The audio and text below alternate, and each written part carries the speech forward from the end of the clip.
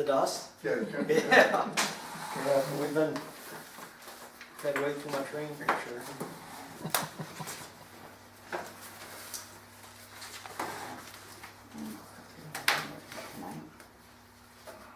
Almost.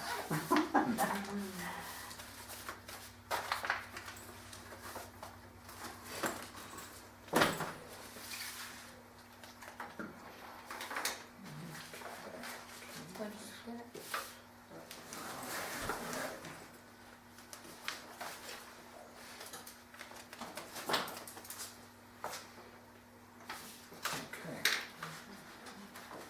Are you? All right. Call this meeting to order. Salute the flag. Pledge allegiance to the flag of the United States of America and to the republic for which it stands, one nation, under God, indivisible, with liberty and justice for all.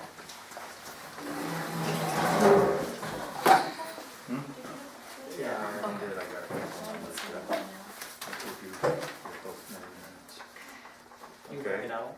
You got it? Yeah, I got what I need here. Yep. All right. Okay, if we can have the minutes from the previous monthly meeting. The Silver Lake Township Supervisors held their regular monthly meeting on Monday, June 3rd, 2013 at the Silver Lake Township Building. Francis Ruhan called the meeting to order at 7 p.m. and opened with a salute to the flag. The minutes from the May regular meeting were read and approved on a motion made by Emmett Everett and seconded by Francis Ruhan, all approved. The treasurer's report was read, approved, and held for audit on a motion made by Emmett Everett and seconded by Francis Ruhan, all approved. Correspondence, no Act 14 notices received. Public comment, a resident expressed concerns about speeding four-wheelers and motorcycles on the roads, sometimes without mufflers and at 2 in the morning. He said he talked to Chief Berg, who informed him there was no police coverage on weekends. Francis Fruhan said he would talk to the chief regarding adjustments to the police schedule. Francis Fruhan spoke regarding the supplemental appropriations for Act 13 funds. Silver Lake Community Park requested $5,000 for the purchase of playground mulch. Francis Fruhan read resolution number 2013-105 to approve the purchase of 3 tractor-trailer loads of playground mulch for the Silver Lake Community Park located at the Silver Lake Fire Company Field Grounds. Mr. Fruhan made a motion to approve resolution 2013-105 and Everett seconded, all approved. This purchase will be reflected as account number 454.00-Parks in the 2013 current amended budget. Francis Ruhan made a motion to table the resolution regarding the purchase of dust control from the Act 13 funds. That had been discussed at the last meeting. Emmett Everett seconded, all approved. John Demery asked why the dust control purchase was tabled. Mr. Fruhan explained he had not completed the resolution. Silver Lake Volunteer Fire Company Jay Klein attended the meeting and asked for Act 13 funds to assist in the purchase of 8 air packs. The packs are used at house fires, hazardous fires, and at well sites. Francis Ruhan accepted the information from Fire Chief Klein and said he would review it. Denise Rossi asked what amount the fire company was asking for. Angel Cublo asked how the tax revenues and their fundraisers are spent. She asked if they had a budget. It was explained to Mrs. Cublo that the budget is available to fire company members only.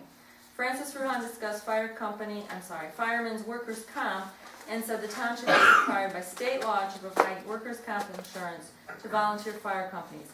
He said that the state has recently passed a law that if any volunteer fire member develops cancer and was exposed to carcinogen at a fire, they can now file under workers' compensation.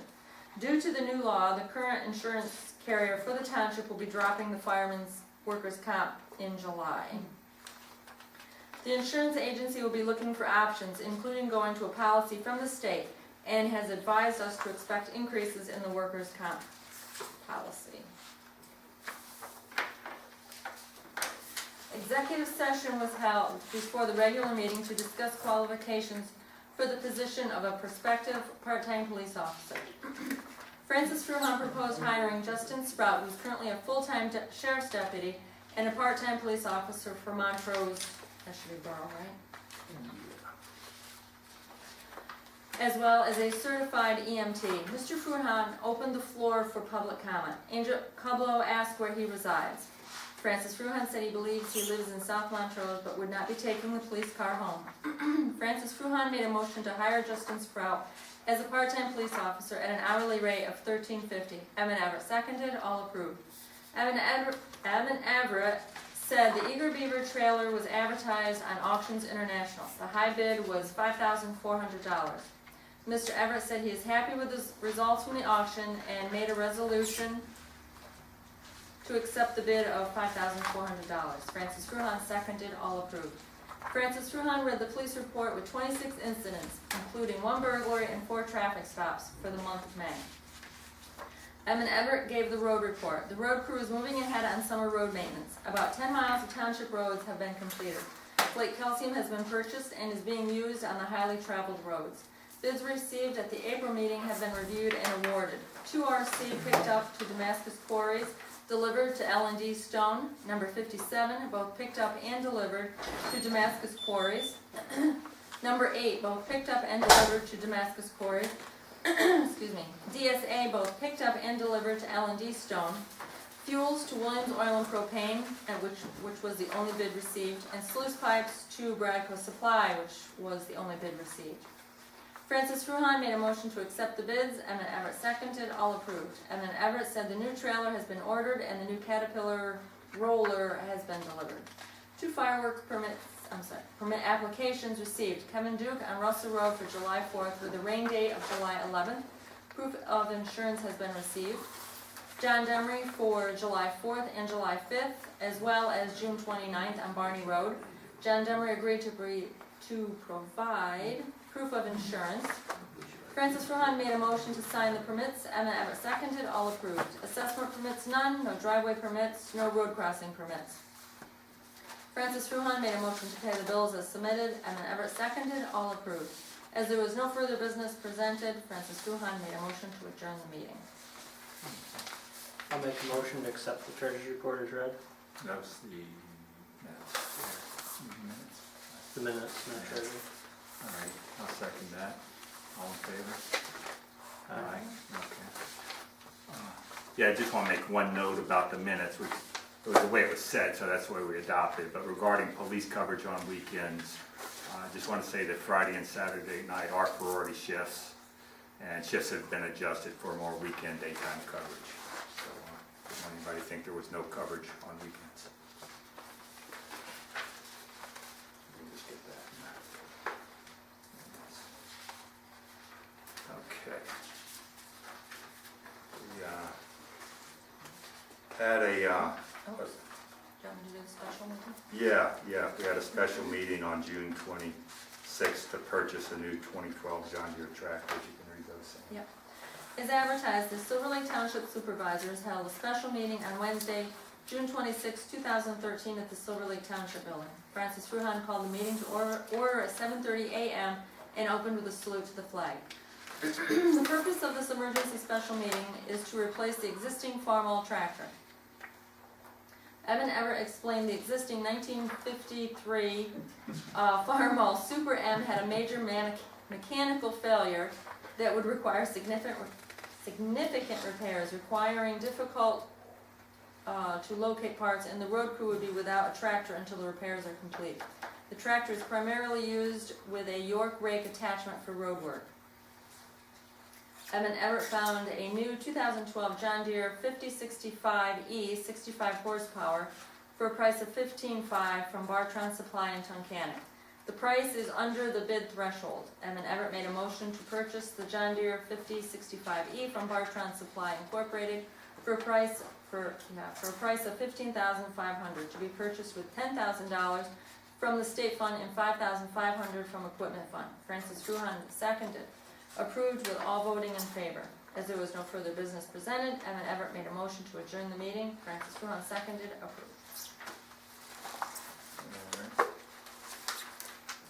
That sound the way it went down then? Yes. Okay. All right, well, I make a motion to accept those as read. I'll second that. Okay, all in favor? Aye. Okay.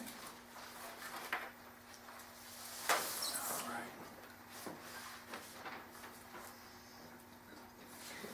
treasurer's report. DFTPS, $5,639.27. Pennsylvania Department of Revenue, $552.41. Sandy Brink, $140 even. Sandy Brink, $362 even. Seth Everett, $940.15. Seth Everett, $940.15. Chris Short, $795.72. Chris Short, $887.12. Cliverack, $232.91. Frontier, $94.09. Evan Everett, $948.83. John Nagy, $2,561.68. Ed Noack, $388.20. Tim Berg, $795.73. Levi Tiffany, $329.31. Frontier, $212.50. Geisinger, $1,090.60. Evan Everett, $948.83. Ed Noack, $331.96. Guardian, $795.20. Tim Berg, $795.73. Levi Tiffany, $340.34. Barney and Dickinson, $26.74. Bob O'Reilly and Son, $2,300 even. Cintas, $408.45. DGT Insurance, $76 even. J&G Excavating, $4,675 even. J&J Springs, $71 even. Williams Oil and Propane, $1,108.57. Anthony P. Litwin, $47.50. Han Welding, $178.28. And Chase Card Services, $463.75. Started with a balance of $153,039.45. Receipts at $220,793.27. Disbursements at $30,974.99, leaving a balance of $342,857.73. State funds, Cook Brothers Truck Parts, $19.21. Five Star Equipment, $13.91. Fleet Pride, $4.41. Williams Tire, $100.25. Pueblo Surplus, $235 even. Snake Creek Marine, $86.21. Williams Oil and Propane, $2,898.18. Andre and Son, $7.18. And Cook Brothers Truck Parts, $33 even. Started with a balance of $148,545.36. Receipts at $1.95. Disbursements $3,397.35, leaving a balance of $145,149.96.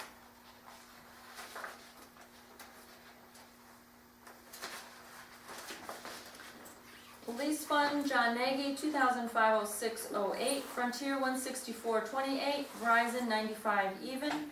Dan's, $29.75. Montrose Auto Parts, $19.20.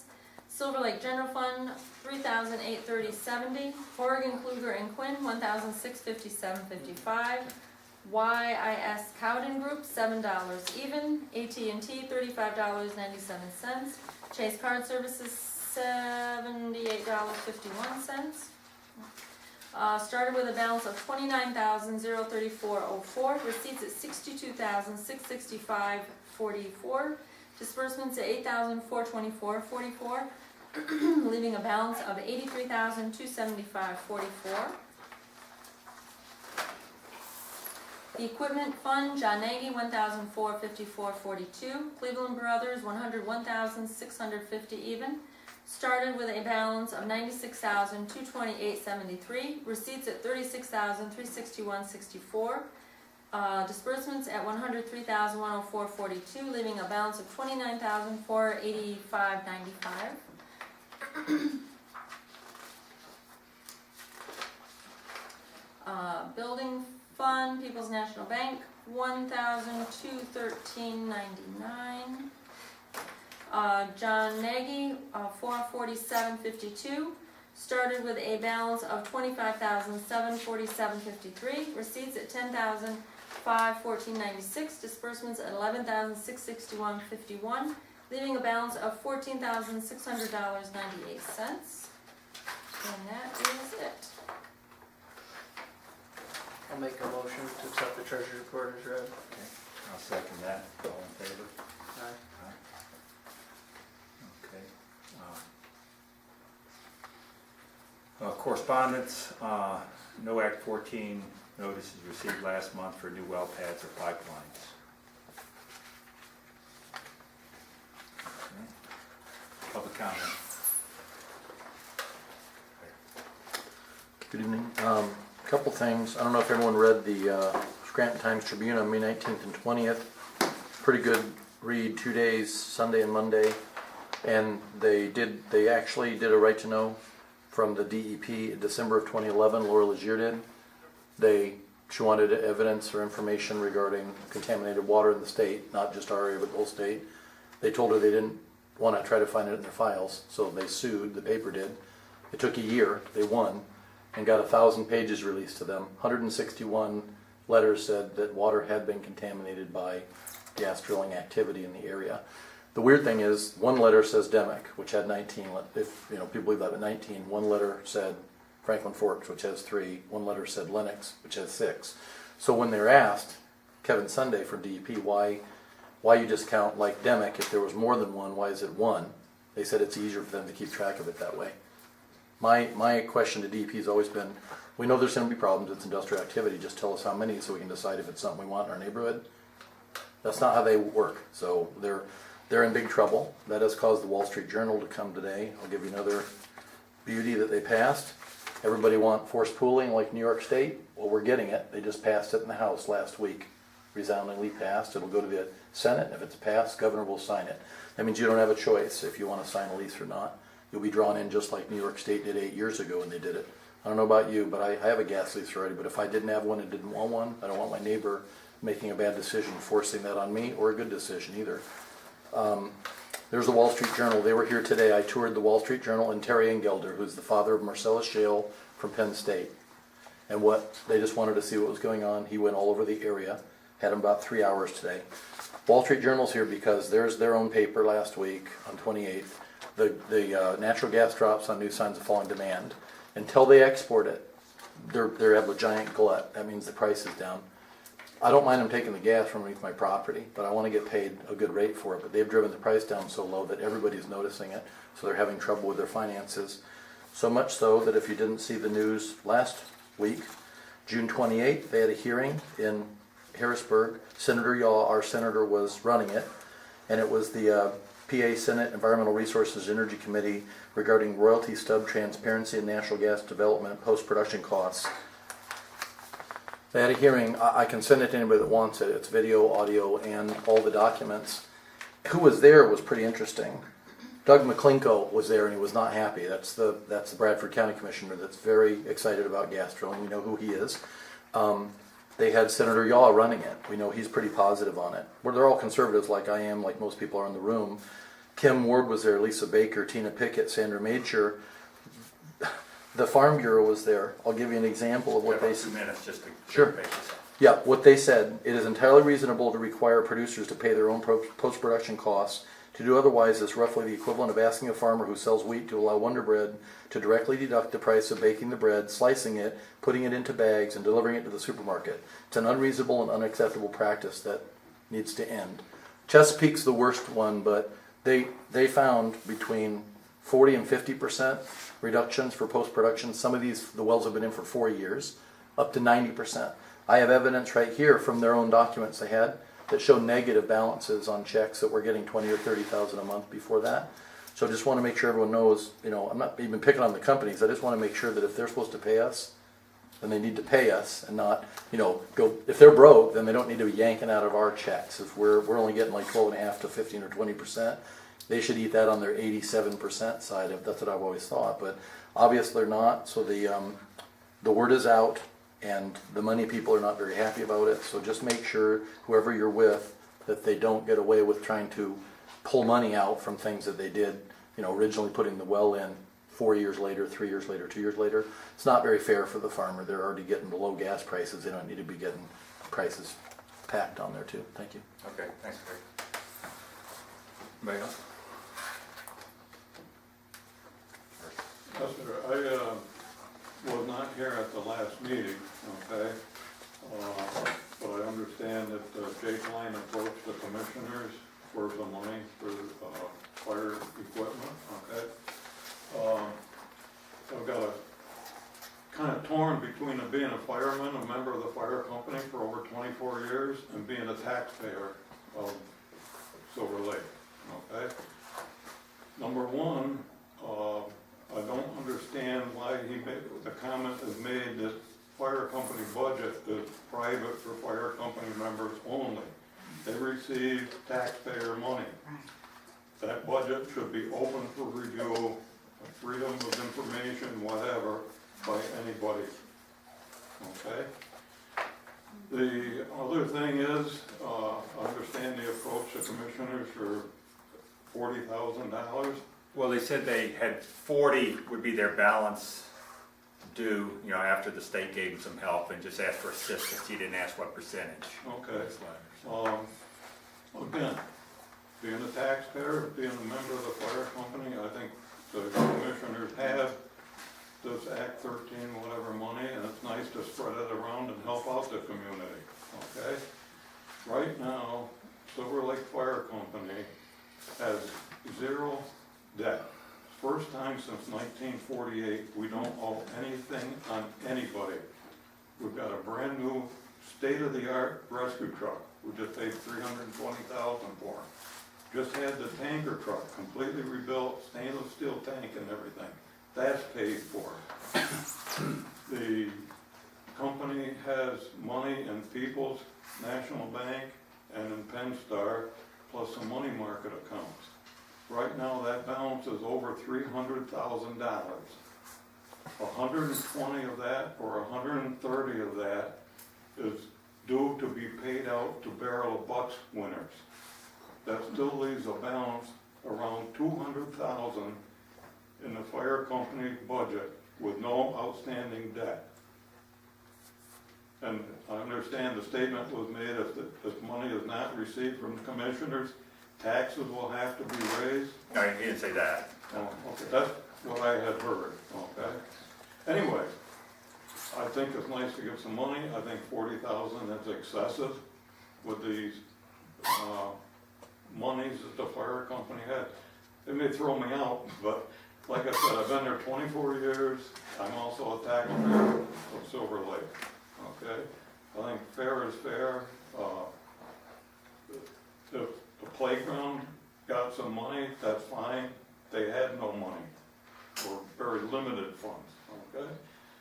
We should help out somebody with limited funds or no money that wants to do good for the township or reduce township taxes, okay? So I'd like you to take that into consideration when you decide the amount of money to give to the company. Just to get you off the hook, it wasn't you, it was Jay that had said something about raising taxes. We're thinking of asking for more money, which No, would I believe which would he said increase tax. that they haven't asked for a tax increase in 13 But they were years, and that's thinking how of they, it, you know, he yes, felt they could absolutely. ask for Yes. some Act 13 money. So he, I mean, he never, okay. So what's the status of that request? We'll talk about it tonight. I don't know what percentage yet. We're gonna talk further with members of the fire company. You have an opinion? Or? Why would you give them anything when they got oodles of money in the bank? That's a good question. Okay, that money, you know, is for the township. Obviously, the fire department gets money from 3 major sources. Our taxes, choke nuts taxes, and this Barrel of Bucks that nets them roughly, I guess, about 50 grand a year. Mhm. Why do they need, you know, this money all of a sudden? For Scott air packs that they don't need to replace for 4 or 5 years, as I understood it. No, I don't think that was the case. I think they were short some air packs. They have some used ones, and they'll be looking to replace that batch 4 or 5 years from now. And right now they need about 8, I think. I think they need those rather in the near future. But if they got a barrel of money in the, or a fair amount of money in the bank, why are they coming to us for more? I would strongly suggest that we look at putting that money into things like our roads that get used every day by everybody, and, you know, most of the roads in the township are not in real good shape, and that's not a reflection on the road crew, it's a reflection on the amount of money that's been available. to work them. We need better roads in this township more than we need to let a group like that has a lot of money and a lot of income have that road money to buy air packs. I think that's my 2 cents on the deal. Okay. I don't know if anybody agrees or disagrees with me. I'd be willing to listen to it, but, you know, when you're sitting there on a pile of money and our roads are in rough shape, always, I mean, we could spend $500,000 on our roads and still need to do a lot more. And we should. Thank you. Anybody else over in that? Okay, comments on any other subjects? Okay, we'll move on. All right, kind of old/new business here. Last month, we tabled a resolution to apply $10,000 of Act 13 money for the purchase of dust control materials for the township roads. Also, last month, Fire Chief Jay Klein spoke and requested that the township assist the fire company in the purchase of some air packs with Act 13 funds. We haven't gotten a check yet, have we? Okay, this is the number we're reported to get. You know, we expect to receive $250,000, approximately 250,098 dollars of Act 13 money in the near future, and we'll have to pass a budget appropriations resolution, just like we did last year, to essentially show where that money's going to go, what accounts it's going to go, see what we're going to apply it to. And so what I'm proposing, that when we do this appropriations budget, any amounts that we would appropriate for the other items, you know, one, the dust control, other, the air packs, that we would include it as part of that resolution. And you know, I'm talking to PSATs to see how we're going to, I think last year we got it kind of right at the end. It didn't sit too long in the account, and then we were doing our budget work, so it wasn't too long before we put that into a capital reserve fund. What I'd like to do, if we can, is just put it in like until we make some decisions on how that's going to be divvied up, whether it's for you know, this year's budget, next year's budget, tax cuts, whatever, or the capital reserve fund, that we just, if we can, and the resolution, just put that into like a separate account until we get closer to working on our budget, and then we could do another appropriations resolution of how that will be specifically divvied up when we know better. And that, I'm working with PSATs on that, and kind of roughed it out based on last year's resolution. I think we did that around November, December of last year. Any questions on that? Yeah. Francis, do we have a general idea of how much this township will receive from that source over the next 1, 5, 10, 20 years? Approximately. I assume it'll decline as it accelerates. We I do guess have it's a all map, in, so- it's all in activity. You know, if they pulled out today and didn't do anything else, I mean, the number will start going down. As we get more wells, it's gonna start going up. You know, it's all in what the, I guess, future brings on the activity of the area. What is it based on? The number of the wells, yeah. There's So a if they decline. drill another well, You get a percentage. Last year we got, well, we were supposed to get 138, I think we ended up getting 133. This year they're telling us 250. Hopefully they didn't make a mistake like they did last year. I mean, there was some, like I think it was Susquehanna Borough, they doubled the money they were gonna get, which, I mean, it took them from, let's say 50 to 100,000. But, you know, once we get the check, we'll know for sure, because last year they did have a mistake, and, you know, some townships lost up in the, like I think Forest Lake lost $12,000 of what they were originally supposed to get, because they refigured and went back. and this is one check a year? Yes. I'll give you two extreme scenarios if the way things would develop. One, they come in here next year, drill every possible well in the township they can drill. There's a maximum amount of money we can get, Yeah. and I believe it's in the 500 range. 500,000. It's 500 or half of your budget, so if your budget's over $1 million, then you'll receive more. Like I saw Dimick this year got 509,000, because with their money last year, and then their budget last year, and the money they received last year, that put them over. So they got just a little over 500. But, like, it's unfortunate for some of those towns,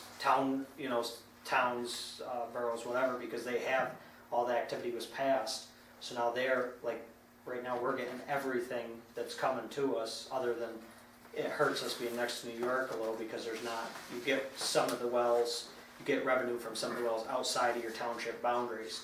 But us being up to New York line, that's gonna hurt us a little, but at least all the activity isn't done, and they're on to somewhere else, you know, we get 500 and then it just drops off to nothing. You know, I Yeah. think as the productivity goes up, I think the price will go up gradually. Well, out of curiosity, you said 500,000 or half your budget. Now, if we had a $2 million budget, does that mean we could get up to $1 million? Yeah, I believe. Or is it a I'm just- $500,000 ceiling? Initially, it was our 2010 or 2011 budget. I don't know if they look back every year and that keeps. But in the paperwork that I saw, Dimick got 509,000, so obviously they were over a little. Last year, Dimick, Springville, maybe Auburn, there was Rush. Rush. There was 4 or 5 of them that received 500,000, which was the cap, and then everybody down to, like, I believe Chokin, it was down into the range of like 50,000, you know? And they had like no activity last year. They're gonna receive about the same as they did last year, you know? And then if it starts in their township, the number will come up, but right now they're getting the exact same. So if they drill, let's say, 10 wells next year, just pull a number out of the air, and we go to 300,000, they don't drill any more wells. How does that 300,000 play out over the next 20 years? I think they're on like a 15-year life expectancy. You know, you start high. I don't remember what the chart was, and then it starts to. Is it based on what the well produces? No, I think There are production, well, price of gas. There's price of Not gas. production, it's the price what of the gas. price of gas is The table. at the market, and then it goes down from there. Like, let's say the gas is, and I'm just pulling these numbers out. Let's say it's Yeah, between no, $2 and $3. That well might pay $45,000. Then they take the 45 and they give you some, you know, the township some, the county some, then the state gets whatever they get. So if they maxed this and just came in and filled this area up, we'd probably be stuck in the 500,000 range for a few years. Then it would start declining down to nothing in probably 15 years.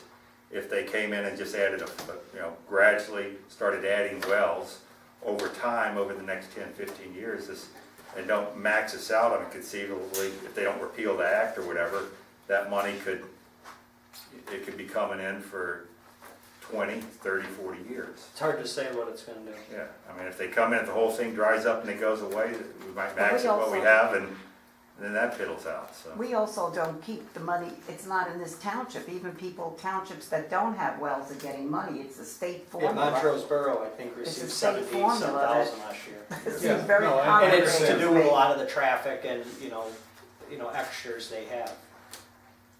Yeah, I think is that still on our website, the Act 13 in its entirety, plus some of the, I didn't take it down. still there, and there's some synopsises, from different groups, PSATs and PUC, that kind of boil it down. So I haven't read it in months, so. So it's, unless something major happens, as I understand it, they got a lot more wells to drill, which they will do over time. And it's probably fairly safe to say that the price of gas will go up. It's a guessing game. Pardon? It's a guessing game, I guess. I mean, I thought this summer they would do a lot of activity, and last January, they stopped all drilling activities. When they finished the Wheeler well, that rig left, and they were done. They're doing some small work here and there, but they were done. Bear in mind, this gas up here is dry. You know what I mean? Right, yeah. Down in West Virginia and western southwestern Pennsylvania, it's wet. So they're putting their effort down there, they're getting a lot more out of the cost of a well down there than they do up here. And they're still getting all these wells hooked up. So they're in no great rush to spend a lot of money up here to drill and hook up a lot of wells at the current price. Right. Few things are changing. Number one, there is a lot of effort. There are like 29 applications for exporters of natural gas. At this point, I think 2 have been approved.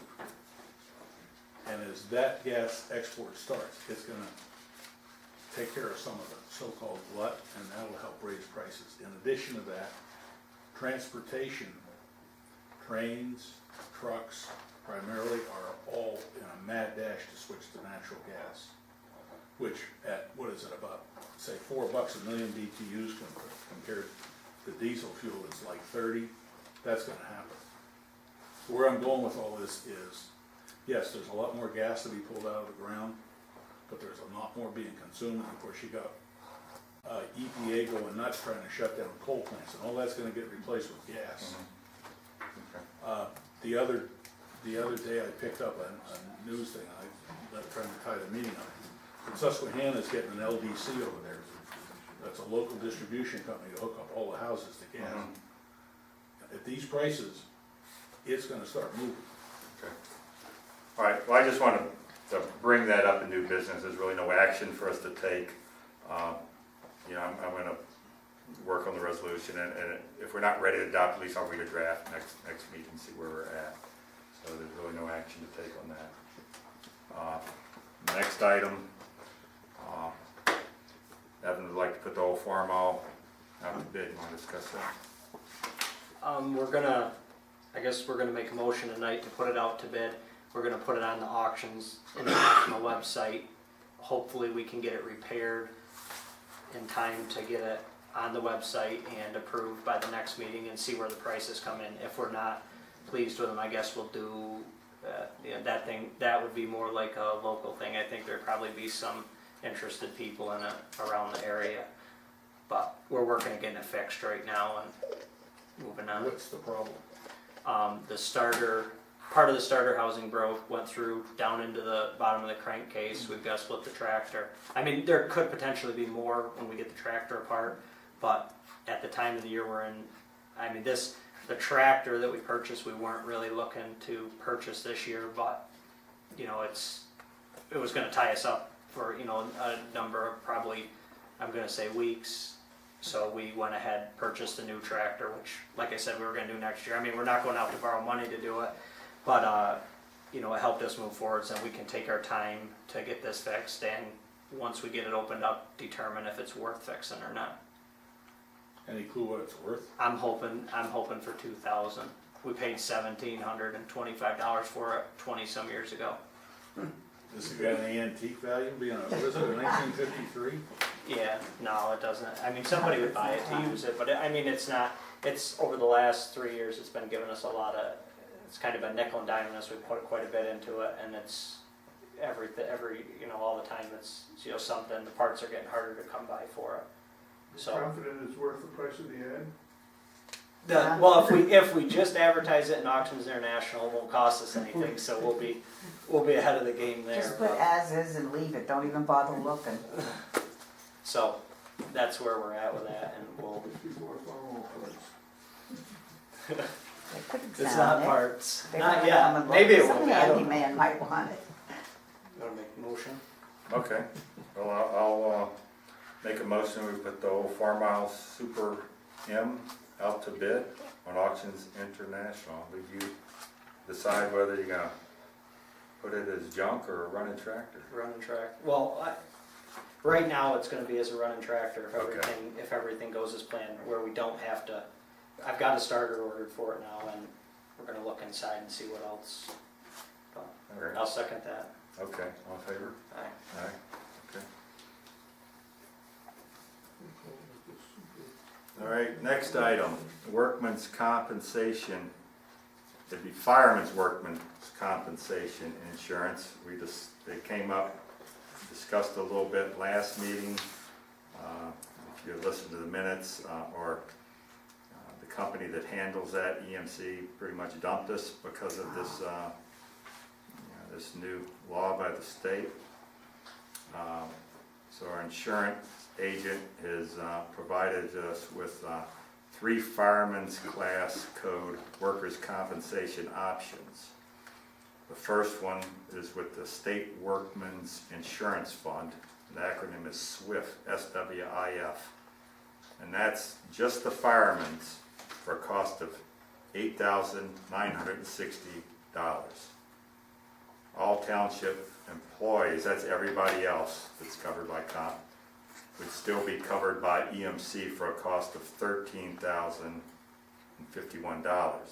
That brings the total comp cost up to $22,000, $011. $22,011. There are 2 other price packages. One for about $900 less, but it was not A-rated. And it's unknown if this company will be writing comp policies next year. It sounds like a risky endeavor for firemen. And the other was A-rated, but it was for $1,300 more. And if we do go with SWIFT, that's the State Workmen's Insurance Fund, the township would need to send the first installment of $4,545 as soon as possible. Any thoughts from you guys? I know which. That 8,900, that is just firefighters, that's not, Right. the rest of it, the 13,051, that covers the ambulance still, the ambulance squad and stuff, that's just for the firefighters, the 8,900. Wait a minute, the 8,900 is firefighters and the 13,000 covers, Everything else, including the ambulance people? yes. Okay, and where does that money come from?